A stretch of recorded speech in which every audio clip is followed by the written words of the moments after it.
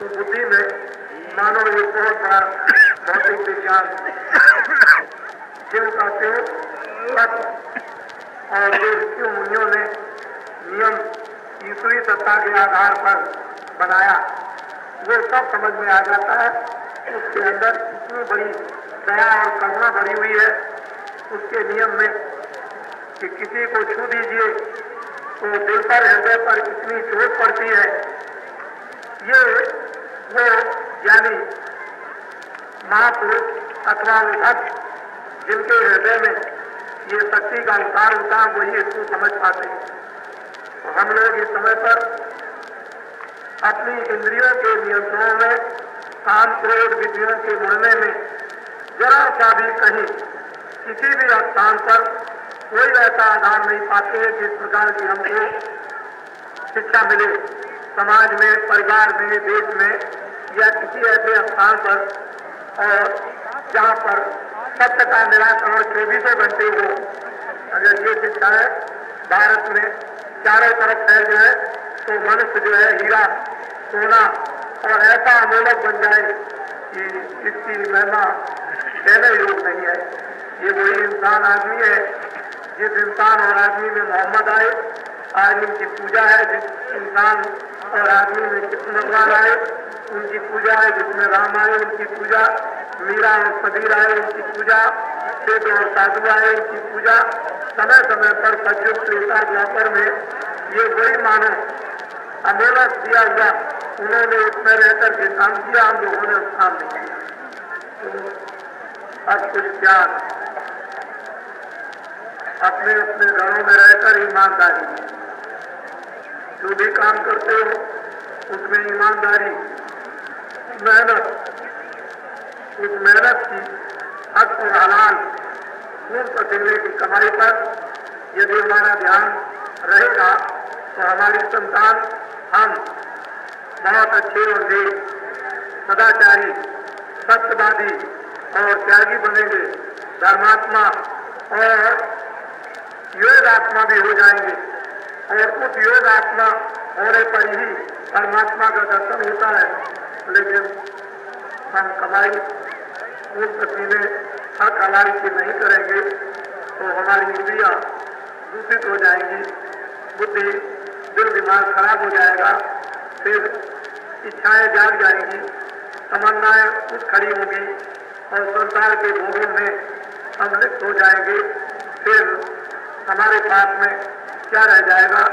सोना चांदी हीरे जवाहरात यदि किसी के पास है और चरित्र नहीं है तो उसके पास कुछ नहीं। चरित्र नाम की एक बहुत बड़ी चीज मनुष्यों में, इंसानों में छुपी हुई है और वो जो फकीर और महात्माओं ने दी तो क्या चीज उन्होंने प्राप्त कर दी। आज भारत में हम लोग उनके नाम पे नमन करते हैं, प्रणाम करते हैं, उनको याद करते हैं, वो धर्म कर्म की बात शांति के लिए सुनने लगते हैं, सोचते हैं कि संसार क्या है। वास्तव में ये कुछ नहीं है, मनो शरीर एक किराए का मकान है, थोड़े दिन के लिए आपको मिल गया है। इसमें आप बाजार में सब सामान, मकान, सोना चांदी, बच्चे, बाल बराज पार इसको अच्छा समझो, लेकिन ये कुछ नहीं। जब समय पूरा हो जाएगा तो एक मनुष्य रूपी मकान इस जिस्म से क्षण मात्र में निकाल कर बाहर कर दिए जाओगे, अपना कुछ नहीं है। तो हमारा जीवन अगर सही मानों में पूछा जाए तो देहातों में कितनी मेहनत और मशक्कत की कमाई लोग करते हैं, उनमें कितने सद्विचार होते हैं, उनमें दया भी होती है, धर्मात्मा भी होते हैं। वो लाख नहीं खर्चा कर सकते हैं लेकिन ढेला खर्चा कर सकते हैं। वो ढेला या एक दाना या उनका एक हाथ लाखों और करोड़ों के बराबर काम करता है। खून पसीने की कमाई वो धर्म को जगाती है।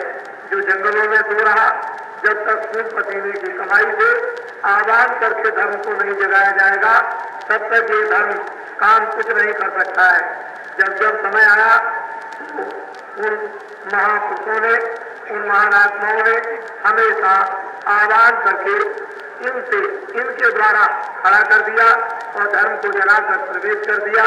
धर्म की स्थापना, कर्म की स्थापना सत्य की स्थापना, प्रेम की स्थापना, दया की स्थापना और साथ ही साथ में मानव की स्थापना, आध्यात्मिक स्थापना बहुत दिनों तक, सदियों तक लोग उनके चिन्हों पर चलते रहे, आराम और आनंद उठाते रहे। फिर जब कभी नए नए मनुष्य इंसान पैदा हुए, फिर रास्ता भूल गए, जब खराब समय आ गया, मनुष्य बर्बाद हो गए, इंसान खराब हो गए, बद हो गए, बुरे काम करने लगे, कुकर्म करने लगे, तो फिर आ गया और फिर उसने समय के अनुकूल एक आवाज लगाई, लोगों को रास्ता दिखाया और प्रेम दिया और सत्य बताया, अंदर में जीवात्मा को और उस शक्ति को जगाया जिसके साथ जीवात्मा को जोड़ा। लोगों ने उस शक्ति को प्राप्त किया, उनको मुक्ति भी मिली, उनको मोक्ष भी मिली और उन्होंने मरने से पहले ये सब कुछ देखा। इसलिए हम आप सभी लोगों से अनुरोध और प्रार्थना करते हैं कि कुछ बाहर की बातों को थोड़ा समझने की कोशिश करें। शराब मत, साड़ी मत, मांस मछली अंडा मत खाएं। ये सब दूषित चीजें, शरीर को बर्बाद, बुद्धि को भ्रष्ट, मन को चलायमान, इंद्रियां चलायमान, आंख खराब हो जाएगी, कान खराब हो जाएंगे, जिब्या खराब हो जाएगी, आपका रोम रोम और जला जला आपका गंदा और दूषित हो जाएगा। तो बताओ किस अंग से आप प्रभु का चिंतन, देवी देवता का चिंतन, सूरज चांद का चिंतन या अन्न, आप जलवायु अग्नि का कैसे चिंतन कर सकते हैं जब आपके औजार ही गंदे हो गए, रोम रोम ही आपका गंदा हो गया। तो आप इन दूषित वस्तुओं का आहार करना आप त्याग दें, शुद्ध सात्विक आहार, जिससे कि बीमारी भी जाए।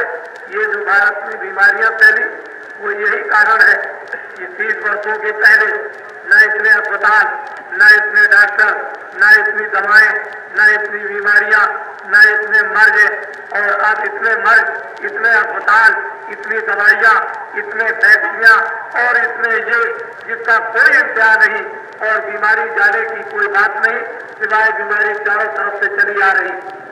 लाइलाज सारे इंसान, सारे मनुष्य हो गए, लेकिन अभी तक लोगों ने ये पता नहीं लगाया कि ये बीमारियां तरह तरह की भिन्न भिन्न की, जिसका नाम भी नहीं सुना था, ये कहां से आने लगी।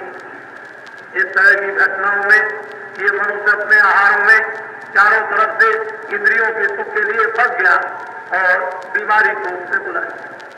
हमारे देश में लोग सात्विक आहार करते थे, अनाज है, फल है, दूध है, घी है, मक्खन है, हृष्ट पुष्ट रहते थे। 30 साल के पहले इतनी बीमारियां नहीं थी और बड़े ताकतवर आदमी थे। अब तो लोगों में ताकत क्या है ये तो आप समझते हो।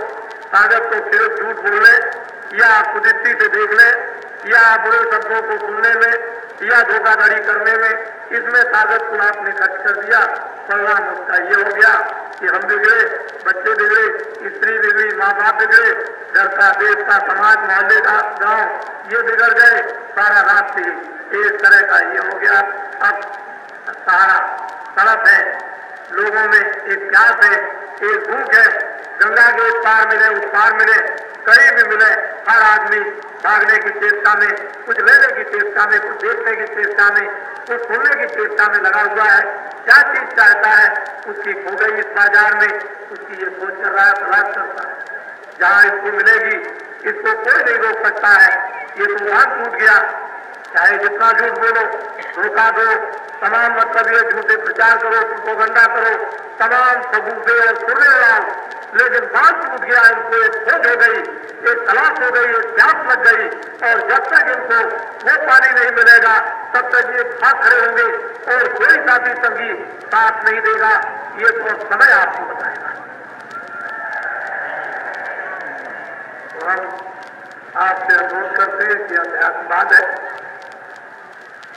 ये सनातन ऋषियों मुनियों की संपत्ति है, कोई मेरी नहीं है, जो अनादिकाल की है।